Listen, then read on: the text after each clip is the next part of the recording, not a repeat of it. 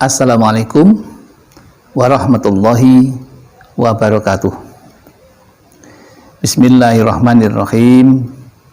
Alhamdulillahirabbil alamin. Rabbi shrah li sadri wa yassir li amri wahlul 'uqdatam min lisani yafqahu qawli, amma ba'd. Jamaah Al-Fatih Channel yang dirahmati oleh Allah.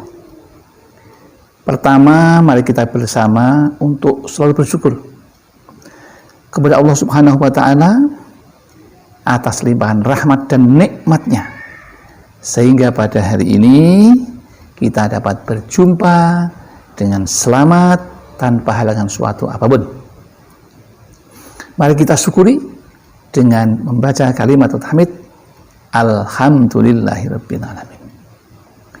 Sholawat dan salam semoga tercurah keharibaan Nabi Muhammad Sallallahu Alaihi Wasallam, Nabi yang kita rindukan syafaatul uzmanya ketika kita di dunia dan di akhirat nanti.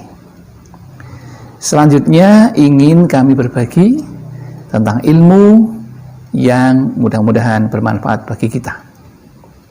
Adapun yang ingin kami bagikan pada kali ini adalah awas, jangan melakukan sholat di 5 waktu ini karena haram hukumnya.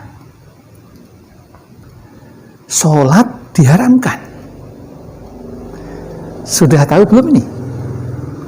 Ternyata di satu sisi Allah memerintahkan untuk sholat. Namun di sini ternyata juga ada waktu yang diharamkan untuk sholat, bahkan untuk menguburkan mayit di waktu yang dilarang ini, 5 ini juga diharamkan. Haramkan itu tidak boleh artinya. Ya. Yang pertama, anjuran sholat adalah sholat tepat pada waktunya. Namun tidak semua orang bisa melaksanakan tepat pada waktunya karena berbagai faktor pekerjaan, faktor keadaan, dan beberapa faktor yang lain, sehingga tidak semua orang yang iman takwanya belum kuat belum bisa menepati sesuai dengan tepat waktu, ala waktiha. Di dalam menyikapi ini, mari kita merujuk apa yang disampaikan oleh Syekh Salim bin Sumair Al-Hadrami dalam kitab Safinatun Najah. Ada 5 waktu yang diharamkan untuk sholat. Apa itu? Yang pertama, ketika terbitnya matahari. Jadi ketika matahari terbit itu, kalau orang Jawa pas meletak srengenge itu tidak diperkenankan untuk sholat.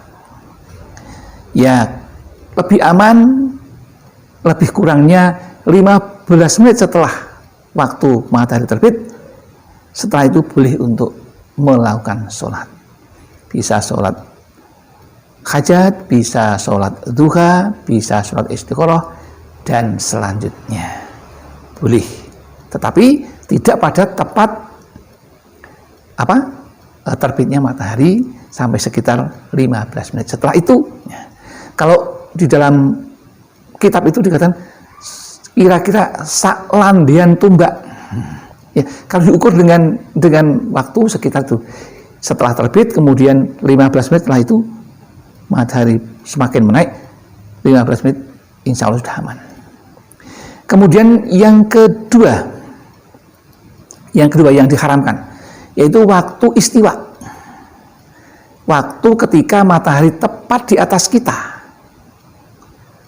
Jadi matahari tepat di atas kita, jadi kita tidak punya bayangan ke kanan atau ke kiri, ke barat atau ke timur, ya.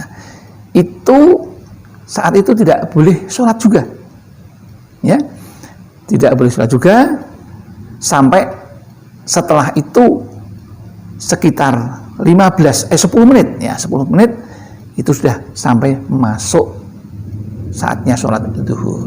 Jadi begitu tepat di atas kepala kita tidak boleh sholat apapun ya. Setelah sekitar 10 menitan atau ketika bayangan berada di sebelah timur sudah kelihatan, itu boleh ya, rentang waktunya akan aman lebih 10 menit. Kemudian yang ketiga yang diharamkan waktunya yaitu ketika matahari berwarna kekuning-kuningan sampai tenggelamnya matahari ya, itu juga tidak diperbolehkan setelah asar itu ya, menjelang terbenamnya matahari ya, itu tidak diperbolehkan untuk sholat apapun. Kemudian yang keempat yang tidak boleh yaitu setelah sholat subuh. Seseorang yang sholat subuh tepat pada waktunya, setelahnya itu tidak ada sholat apapun, sholat ba'diyah subuh nggak ada ya. Untuk sholat juga nggak boleh, haram juga ya. Nah, menunggu setelah tadi lebih kurang 15 menit yang pertama ya, yang subuh ya. Kemudian setelah yang keempat, yang kelima sekarang yang diharamkan yaitu selesai sholat asar. Misalnya jamaah Al-Fatih namanya Hadirul, sudah sholat tepat waktu. Setelah itu sampai menjelang maghrib nggak boleh sholat lagi. Sunat ba'diyah asar juga nggak ada ya, nggak boleh. Mau sholat hajat di situ juga nggak boleh ya, kecuali kalau sebelum melaksanakan sholat asar boleh ya. Kalau seseorang sudah sholat asar, setelah itu tidak boleh ada sholat lagi apapun sampai dengan nanti menjelang setelah masuk maghrib ya. Nah, itulah 5 hal yang patut kita pahami agar kita bisa sholat tetapi tidak haram hukumnya. Demikian yang dapat kami sampaikan, mudah-mudahan ini ada manfaatnya bagi kita, paling tidak menambah wawasan pengetahuan kita tentang agama Islam. Alhamdulillah, demikian yang dapat kami sampaikan. Ada kekurangan, ada kekhilafan, semuanya datang dari kami karena kami merasa orang yang fakir akan ilmu dan tepatnya lupa dan salah. Namun bila ada benarnya, itu semuanya mutlak milik Allah Subhanahu wa Ta'ala. Kami tidak punya kebenaran apapun. Maka kami akhiri, billahi taufik wal hidayah wal inayah wal barakah. Assalamualaikum warahmatullahi wabarakatuh.